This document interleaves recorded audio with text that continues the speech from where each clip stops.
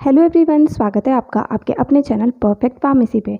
मैं हूं सुनीता कंवर एंड आज की वीडियो के अंदर हम लोग डिस्कस करेंगे हमारा जो फोर्थ सेमेस्टर का सब्जेक्ट है फार्माकोलॉजी फर्स्ट। इसकी फर्स्ट यूनिट जो हम डिस्कस कर रहे थे उसी को कंटिन्यू करेंगे। तो इससे पहले हम लोग हमारे पास यूनिट फर्स्ट के अंदर 2 पार्ट दिए गए हैं। तो फर्स्ट पार्ट को जो हम लोग कम्प्लीटली डिस्कस कर चुके हैं। आज की वीडियो के अंदर हम लोग सेकेंड पार्ट को जो स्टार्ट करने वाले हैं, जो हमारा मेन टॉपिक इसका है फार्माकोकाइनेटिक्स। ठीक है, तो फार्माकोकाइनेटिक्स के बारे में हम लोग जो है अगली कुछ वीडियोस के अंदर डिटेल के अंदर डिस्कस करेंगे।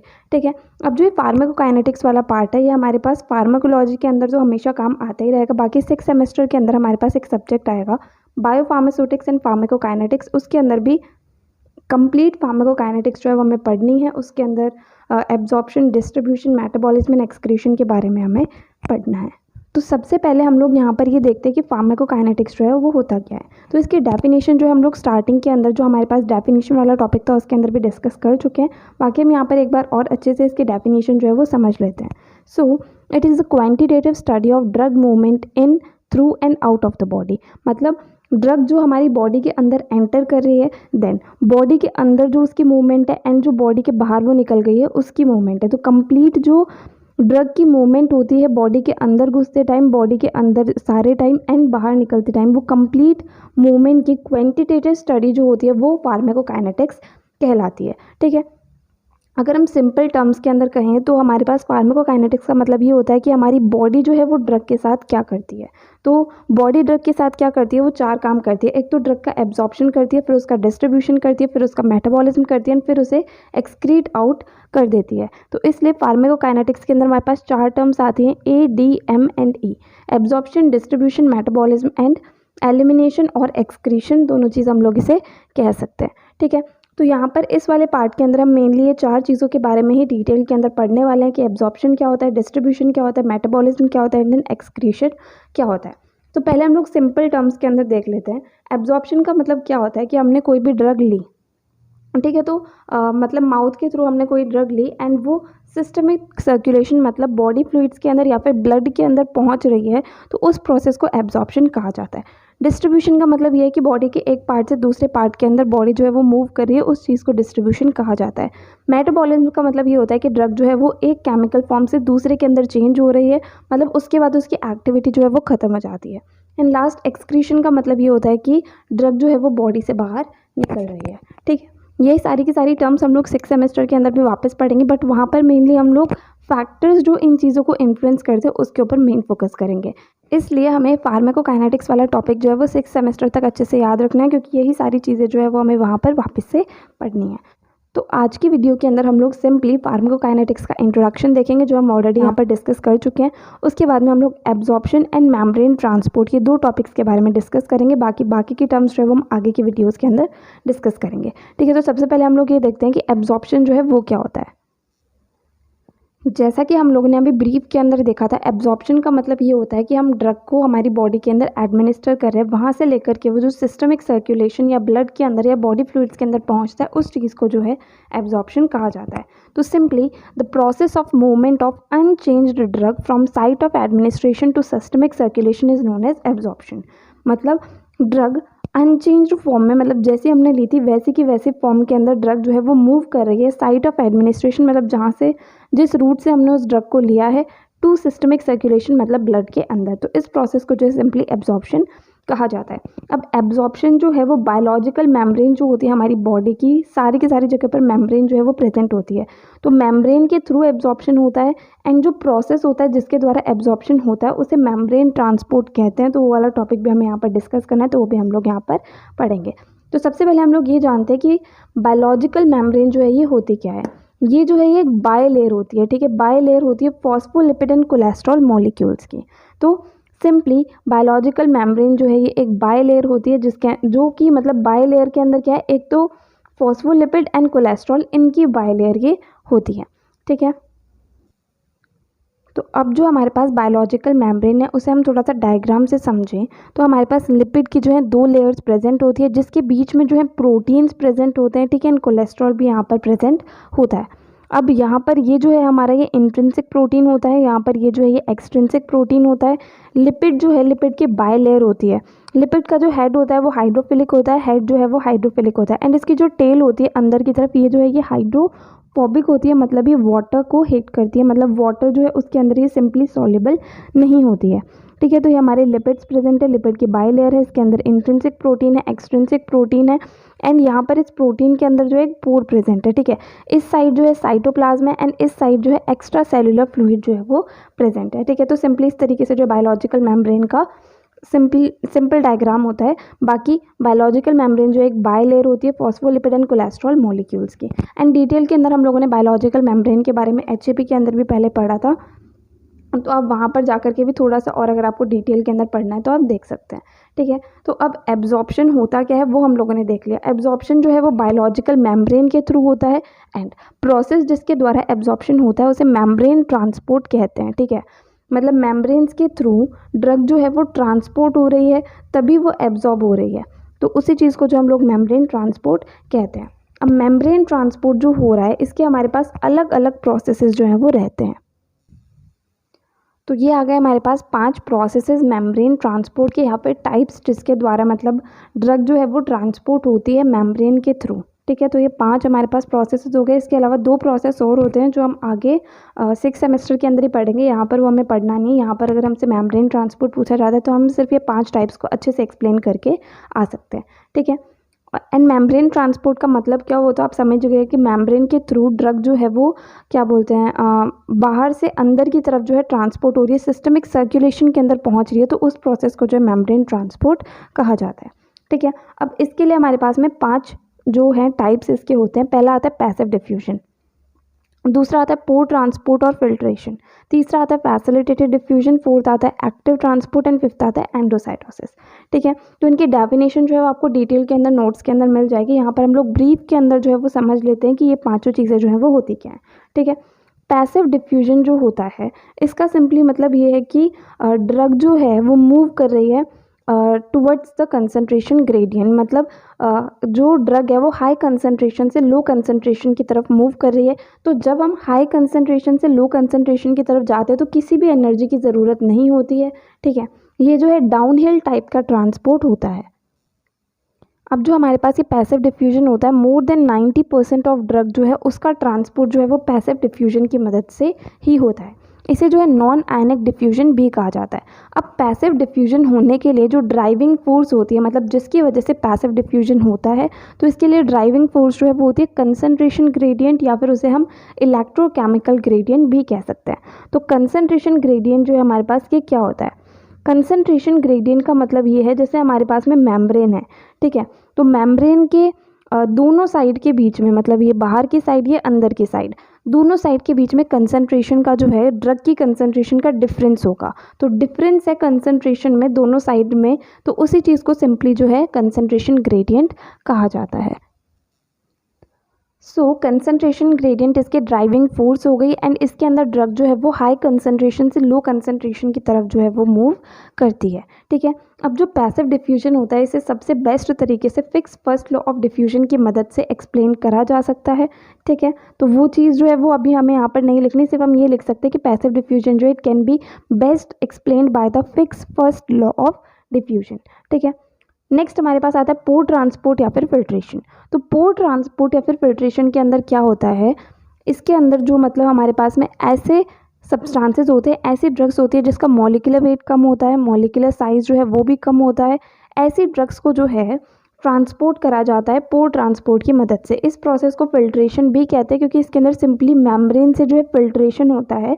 जिन भी पार्टिकल्स का साइज जो है वो जो मेम्ब्रेन के पोर्स है उससे कम होगा तो वो जो है वहाँ से फिल्टर होकर के अंदर आ जाते हैं, इसलिए इसे जो है पोर ट्रांसपोर्ट या फिर फिल्ट्रेशन कहा जाता है। ठीक है, नेक्स्ट हमारे पास आता है फैसिलिटेटेड डिफ्यूजन। तो फैसिलिटेटेड डिफ्यूजन, यहाँ पर फैसिलिटेटेड से हम लोग समझ सकते हैं कि इसे जो है फैसिलिटी मिल रही है। तो इससे क्या होता है, कैरियर मॉलिक्यूल की वजह से जो है इसकी मदद से इसका ट्रांसपोर्ट हो जाता है, तो इसलिए इसे फैसिलिटेटेड डिफ्यूजन कहा जाता है। सिंपली एक कैरियर मॉलिक्यूल जो है यहाँ पर ट्रांसपोर्ट के अंदर मदद करता है। अब जो हमारे पास ये फैसिलिटेटेड डिफ्यूजन होता है, इसके अंदर भी जो ड्रग है उसका जो मूवमेंट होता है वो हाई कंसनट्रेशन से लेकर के लो कंसनट्रेशन की तरफ ही होता है। बट इसके अंदर जो मूवमेंट होता है वो पैसिव डिफ्यूजन से ज़्यादा फास्ट होता है, क्योंकि यहाँ पर एक कैरियर मॉलिक्यूल जो है वो ट्रांसपोर्ट के अंदर मदद कर रहा है। ठीक है, यहाँ पर भी ड्राइविंग फोर्स जो होती है वो कंसनट्रेशन ग्रेडियंट ही होती है। एंड ये एक डाउनहिल ट्रांसपोर्ट होता है, क्योंकि इसके अंदर भी क्या हो रहा है कि हाई कंसनट्रेशन से लो कंसनट्रेशन की तरफ जो है वो मूवमेंट हो रही है। ठीक है, नेक्स्ट हमारे पास में आता है एक्टिव ट्रांसपोर्ट। एक्टिव ट्रांसपोर्ट क्या होता है? एक्टिव है तो इसके अंदर क्या होता है, सबसे मेन तो ये चीज़ है कि इसके अंदर एनर्जी की रिक्वायरमेंट होती है, ये चीज़ हमें याद रखनी है। इसके अंदर भी मूवमेंट जो है वो हाई कंसनट्रेशन इसके अंदर जो मूवमेंट है वो जैसे इसके अंदर एंड इसके अंदर हुआ उससे उल्टा होता है। इसके अंदर जो मूवमेंट है वो लो कंसनट्रेशन से हाई कंसनट्रेशन की तरफ होता है। ठीक है, अब यहाँ पर कोई कैरियर हमारे पास है नहीं, तो इस वजह से इसके मूवमेंट के लिए जो है एनर्जी की रिक्वायरमेंट होती है। सो सिंपली एक्टिव ट्रांसपोर्ट का मतलब ये होता है कि मूवमेंट जो है वो लो कंसनट्रेशन से हाई कंसनट्रेशन की तरफ हो रहा है, मतलब कंसनट्रेशन ग्रेडियंट जो है उसके अगेंस्ट में मूवमेंट हो रहा है, तो इसे जो है अपहिल ट्रांसपोर्ट कहा जाता है, क्योंकि ये जो है बाकी सबसे उल्टा हो रहा है। तो उन्हें हम डाउनहिल कहते थे, तो इसे हम लोग अपहिल ट्रांसपोर्ट जो है वो कहते हैं। अब लो कंसनट्रेशन की से हाई कंसनट्रेशन की तरफ मूवमेंट हो रहा है एंड किसी तरह का हमारे पास कोई कैरियर नहीं है, तो इस वजह से यहाँ पर एनर्जी जो है ATP उसकी रिक्वायरमेंट होती है। नाउ लास्ट प्रोसेस जो हमारे पास आता है मेम्ब्रेन ट्रांसपोर्ट का, वो आता है एंडोसाइटोसिस। एंडोसाइटोसिस के अंदर क्या होता है, इसके अंदर जो हमारी सेल मेम्ब्रेन होती है, जैसे सिंपली तो सेल मेम्ब्रेन जो है वो सीधी सीधी हो गई। अब हमारे पास कोई पार्टिकल आता है तो ये सेल मेम्ब्रेन जो है उस पार्टिकल को अपने अंदर इस तरीके से एनगल्फ करके अंदर जो है उसे एंटर करवा लेती है। ठीक है, तो सिंपली इसके अंदर क्या होता है, एंडोसाइटोसिस के अंदर ड्रग्स जिनका साइज़ ज़्यादा होता है वो एनगल्फमेंट कर लेती है सेल मेम्ब्रेन की मदद से, उसके द्वारा जो है वो हमारी बॉडी के अंदर एंटर करती है, सेल्स के अंदर एंटर करती है। ठीक है, तो एनगल्फमेंट प्रोसेस की मदद से एंटर करती है। अब ये जो है हमारे पास एंडोसाइटोसिस के भी दो टाइप का होता है, एक तो आता है फैगोसाइटोसिस, एक आता है पिनोसाइटोसिस। फैगोसाइटोसिस जो है हमारे पास, इसका मतलब जो है ये होता है कि सॉलिड पार्टिकल्स जो हैं उनका यहाँ पर एब्जॉर्प्शन हो रहा है, सॉलिड पार्टिकल्स को यहाँ पर एनगल्फ किया जा रहा है। तो हमारे पास जो फैगोसाइटोसिस होता है, फैगोसाइटोसिस को सेल ईटिंग भी कहते हैं। ठीक है, दूसरा हमारे पास आता है पिनोसाइटोसिस। पिनोसाइटोसिस के अंदर क्या होता है कि जनरली कहा जाता है स्मॉल मॉलिक्यूल्स या फिर मेनली जो है फ्लूइड को जो है इनटेक करा जाता है, तो इस वजह से पिनोसाइटोसिस को जो है सेल ड्रिंकिंग भी कहा जाता है। ठीक है, ये सारी चीज़ें अच्छे से लैंग्वेज के अंदर आपको नोट्स के अंदर लिखी हुई मिल जाएगी। यहाँ पर सिर्फ और सिर्फ चीज़ों को एक्सप्लेन करा जा रहा है जिससे कि आपको चीज़ें जो है वो समझ आ जाए। एंड अगर नोट्स टाइम पर अवेलेबल नहीं भी हुए तो आप अपनी लैंग्वेज के अंदर चीज़ों को लिख पाएँ। बाकी फिर भी अगर आपको कोई भी टॉपिक कोई भी चीज़ अच्छे से समझ में नहीं आती है तो वो चीज़ आप कमेंट सेक्शन में पूछ सकते हैं। ठीक है, तो यहाँ पर हमारा मेम्ब्रेन ट्रांसपोर्ट वाला टॉपिक जो है वो कंप्लीट होता है। अब एब्जॉर्प्शन के अंदर हम लोग को फैक्टर्स क्या क्या एब्जॉर्प्शन को इफेक्ट करते हैं वो चीज़ देखनी है, तो वो चीज़ अब लोग हम यहाँ पर डिस्कस करेंगे। सो जो एब्जॉर्प्शन होता है ड्रग का, मतलब ड्रग जो है वो साइट ऑफ एडमिनिस्ट्रेशन से लेकर के सिस्टमिक सर्कुलेशन तक पहुंच रही है बिना चेंज हुए, उस मूवमेंट को, उस प्रोसेस को जो है एब्जॉर्प्शन कहा जाता है। तो एब्जॉर्प्शन जो होता है ड्रग का, उसको बहुत सारे फैक्टर्स जो हैं वो इफेक्ट करते हैं। उनमें से कुछ फैक्टर्स के नाम हम लोगों ने यहाँ पर लिखे हुए हैं, बाकी फैक्टर्स इससे भी ज़्यादा होते हैं। एंड आपको ये सारे के सारे फैक्टर्स लर्न करने की ज़रूरत नहीं है, क्योंकि ड्रग एब्जॉर्प्शन को इफेक्ट करने वाले फैक्टर्स, ये क्वेश्चन सिंपली अगर हम लोग देखें तो 5 मार्क्स के अंदर ही पूछा जाता है। ठीक है, तो 5 मार्क्स के अंदर आपको जितना याद हो आप उतना ही याद करें, एंड 5 मार्क्स जितना सफिशिएंट मटेरियल जो है वो आप लिख करके आ सकते हैं। सो पहले हम जल्दी से फैक्टर्स के नाम देख लेते हैं, उसके बाद में उनको हम लोग समझेंगे कि किस तरीके से ये फैक्टर्स जो है वो एब्जॉर्प्शन के प्रोसेस को इफेक्ट करते हैं। ठीक है, तो सबसे पहले हमारे पास आते हैं physico chemical properties of drug substance, मतलब जो ड्रग है उसकी जो फिजिको केमिकल प्रॉपर्टीज़ है वो एब्जॉर्प्शन को किस तरीके से इफेक्ट करती हैं। तो इसके अंदर हमारे पास 5 प्रॉपर्टीज़ हैं। First is particle size and effective surface area, second is drug solubility and dissolution rate, third is salt form of the drug, fourth is lipophilicity of drug, fifth is pKa of drug and pH। ठीक है, second चीज़ आती है doses form characteristics, मतलब कोई भी हमारे पास drug है वो डोजेज फॉर्म के अंदर ही एंड में कन्वर्ट होती है, उसके बाद ही हम लोग उसे इनटेक करते हैं। तो डोजेज फॉर्म की कैरेक्टरिस्टिक्स जो हैं वो भी एब्जॉर्प्शन को इफेक्ट करती हैं। तो इसके अंदर हमारे पास में 4 कैरेक्टरिस्टिक्स आएंगी। First is disintegration time, second is dissolution time, third is pharmaceutic ingredients and fourth is nature and type of dosage form.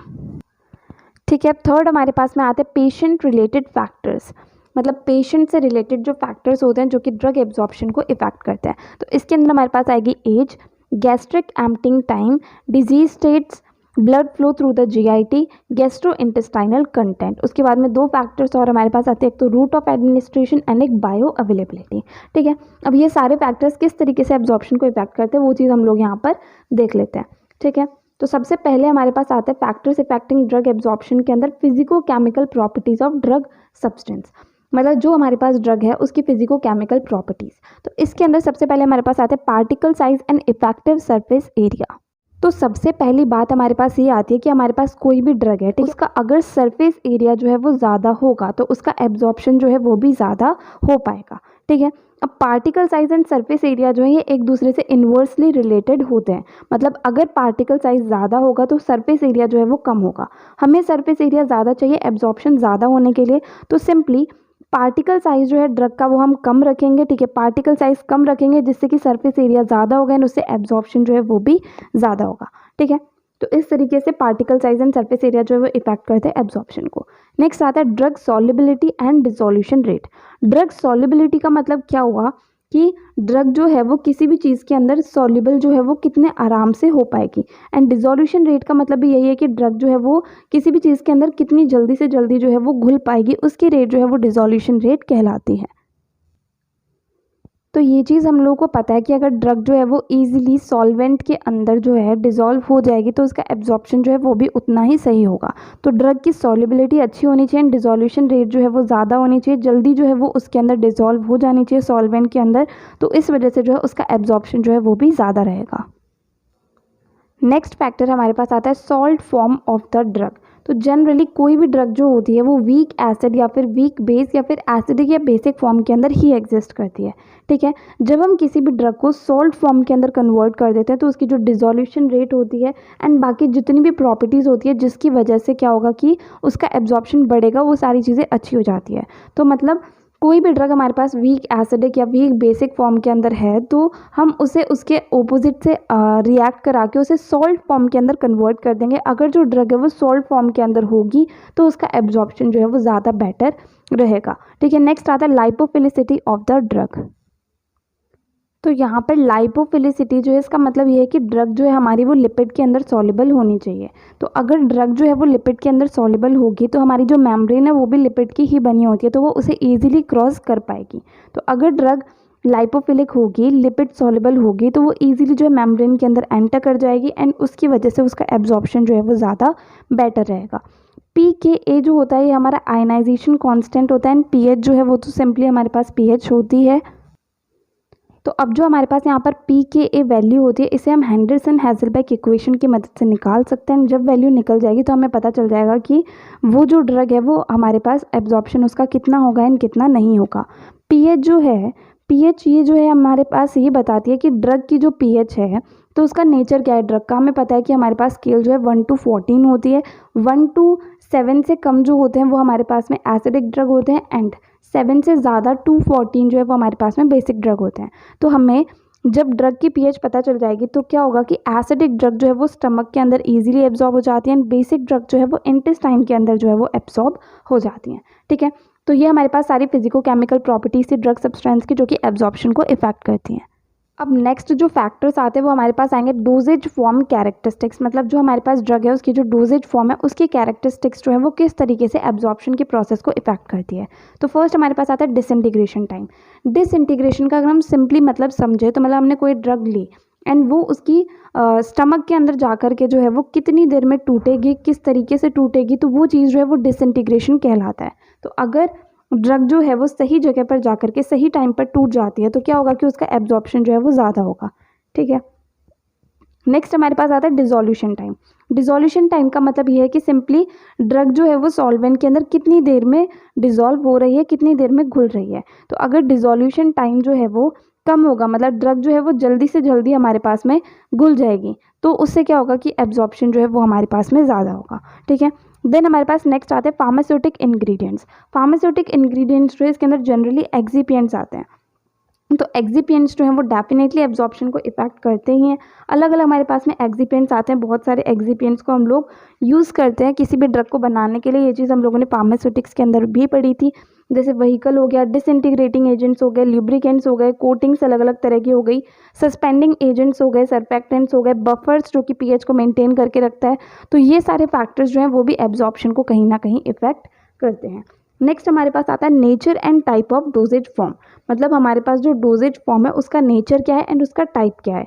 जैसे हमारे पास टैबलेट, कैप्सूल हो गए, सस्पेंशन, इमल्जन हो गए, तो ये हमारे पास में अलग अलग टाइप ऑफ डोजेज फॉर्म होते हैं। तो इनकी सबकी एब्जॉर्प्शन की जो पावर होती है, एब्जॉर्प्शन की जो रेट होती है, वो भी अलग अलग होती है। जनरली अगर एक बेसिक चीज़ हम लोग देखें तो सॉल्यूशन जो है उसका एब्जॉर्प्शन जो है वो सबसे फास्ट होता है, देन इमर्जन का होता है, देन सस्पेंशन का होता है, देन कैप्सूल का होता है, देन टैबलेट का उससे ज़्यादा टाइम लगता है, देन कोटेड टैबलेट जो हैं उनका एब्जॉर्प्शन थोड़ा सा और लेट होता है नॉर्मल टैबलेट से। देन एंट्रिक कोटेड टैबलेट जो हमारे पास होती है, एंट्रिक कोटेड टैबलेट, उनका जो एब्जॉर्प्शन होता है वो सबसे ही लेट होता है। And then sustain release product जो है इनका एब्जॉर्प्शन जो है वो सबसे स्लोली होता है। तो इस तरीके से एक बेसिक मतलब इनका ऑर्डर है कि किस ऑर्डर के अंदर इनका एब्जॉर्प्शन या फिर इनकी बायो अवेलेबिलिटी जो है वो होती है। नाउ नेक्स्ट हमारे पास में आते हैं पेशेंट रिलेटेड फैक्टर्स। मतलब पेशेंट जो है उससे रिलेटेड फैक्टर्स जो कि एब्जॉर्प्शन को इफेक्ट करते हैं। सबसे पहले हमारे पास आता है एज। एज जो है, जैसे इन्फेंट्स, बहुत ही छोटे बच्चे जो होते हैं उनके अंदर जो पूरा सिस्टम होता है उसके अंदर अलग अलग चीज़ें रहती हैं, ठीक है। तो उसकी वजह से उनके अंदर एब्जॉर्प्शन की रेट जो है वो अलग रहती है। देन एडल्ट्स के अंदर अलग रहती है, एल्डर पीपल जो है उनके अंदर अलग रहती है। सबके अंदर क्या होता है कि जैसे एल्डर पीपल हैं तो उनके अंदर सिस्टम जो है वो इतना अच्छे से काम नहीं करता जितना एडल्ट्स के अंदर करता है, तो इस वजह से जो है चीज़ें इफ़ेक्ट हो जाती हैं। नेक्स्ट हमारे पास आता है गैस्ट्रिक एम्प्टिंग टाइम। तो गैस्ट्रिक एम्प्टिंग टाइम जो है इसका सिंपली ये मतलब होता है कि कितना टाइम लग रहा है स्टमक के अंदर जो भी चीज़ें है वो इंटेस्टाइन के अंदर खाली होने में, ठीक है। तो जितना उस चीज़ में टाइम कम लगेगा तो एब्जॉर्प्शन जो है वो ज़्यादा होगा। एंड अगर जो गैस्ट्रिक एम्प्टिंग टाइम है, मतलब स्टमक का कंटेंट जो है वो इंटेस्टाइन के अंदर खाली होने में टाइम ज़्यादा लग रहा है, तो उससे क्या होगा, हमारे पास में एब्जॉर्प्शन जो है वो कम होगा, ठीक है। नेक्स्ट आता है डिजीज स्टेट्स। तो हम लोग को पता है अगर कोई इंसान पहले से बीमार है तो उससे हर चीज़ ही इफेक्ट होती है, तो ड्रग का एब्जॉर्प्शन जो है वो भी कहीं ना कहीं इफेक्ट होता है अगर किसी को कोई बीमारी है तो। Next is blood flow through the GIT. मतलब गैस्ट्रो इंटेस्टाइनल ट्रैक्ट के अंदर ब्लड जो है वो किस तरीके से फ्लो हो रहा है। अगर ब्लड फ्लो नॉर्मल है तो कोई दिक्कत है ही नहीं। अगर ब्लड फ्लो जो है वो थोड़ा धीरे हो रहा है तो उसकी वजह से एब्जॉर्प्शन जो है वो भी थोड़ा धीरे होगा। नेक्स्ट आते हैं गैस्ट्रो इंटेस्टाइनल कंटेंट्स। मतलब जो गैस्ट्रो इंटेस्टाइनल ट्रैक्ट है हमारे पास उसके अंदर कोई दूसरी चीज़ें, जैसे कोई दूसरी ड्रग प्रेजेंट है, खाना प्रेजेंट है, कुछ फ्लूइड्स प्रेजेंट है, या फिर कोई भी नॉर्मल जीआई कंटेंट्स जो होते हैं गैस्ट्रो इंटेस्टाइनल कंटेंट वो प्रेजेंट है, तो उन सब चीज़ों की वजह से भी एब्जॉर्प्शन जो है वो कहीं ना कहीं इफेक्ट होता है। नेक्स्ट हमारे पास आता है रूट ऑफ एडमिनिस्ट्रेशन। तो किस रूट से हमने ड्रग को एडमिनिस्टर करा है, ये चीज़ भी एब्जॉर्प्शन को बहुत ज़्यादा इफेक्ट करती है। ये चीज़ हम लोग को अच्छे से पता है क्योंकि जब हम किसी भी ड्रग को ओरल रूट से देते हैं तो उसका एब्जॉर्प्शन कम होता है एज़ कम्पेयर टू अगर हम किसी ड्रग को इंट्रावीनस रूट से दे रहे हैं तो उसका एब्जॉर्प्शन जो है वो कम्प्लीटली 100% उसका एब्जॉर्प्शन हो जाता है, इफेक्ट जो है वो भी इंस्टेंट आता है, ठीक है। नेक्स्ट हमारे पास आता है बायो अवेलेबिलिटी। बायो अवेलेबिलिटी का मतलब ये है कि किस रेट से एंड कितना अमाउंट में जो हमारे पास में ड्रग है वो सिस्टमिक सर्कुलेशन के अंदर पहुंची है। तो इससे भी हमारे पास एब्जॉर्प्शन जो है वो कहीं ना कहीं इफेक्ट होगा कि किस रेट से एंड कितनी अमाउंट के अंदर हमारे पास ड्रग पहुंची है, तो उससे हमारा एब्जॉर्प्शन जो है वो इफेक्ट होता है। तो यहाँ पर हमने सारे के सारे फैक्टर्स जो कि ड्रग के एब्जॉर्प्शन को इफेक्ट करते हैं उसको डिटेल के अंदर जो है पढ़ लिया है, ठीक है। अगर आपको फिर भी यहाँ पर कंप्लीट वीडियो के अंदर कहीं भी कोई भी डाउट आता है तो आप कमेंट सेक्शन में पूछ सकते हैं। अगर नेक्स्ट वीडियो आप किसी पर्टिकुलर टॉपिक पे चाहते हैं तो वो आप कमेंट सेक्शन में बता सकते हैं। आज जो टॉपिक हमें डिस्कस करना था वो यहाँ पर कंप्लीट होता है। बाकी आगे के वीडियोज़ के अंदर हम लोग एब्जॉर्प्शन के बाद में डिस्ट्रीब्यूशन, मेटाबॉलिज्म, एक्सक्रीशन, ये सारे के सारे टॉपिक्स जो हैं वो डिस्कस कर लेंगे। तो अगर आपको वीडियोस हेल्पफुल लग रही हैं तो प्लीज़ आप वीडियो को देखें, लाइक करें और अपने फ्रेंड्स को भी शेयर करें, ठीक है। And thank you so much इस वीडियो को एंड तक देखने के लिए एंड चैनल को सपोर्ट करने के लिए।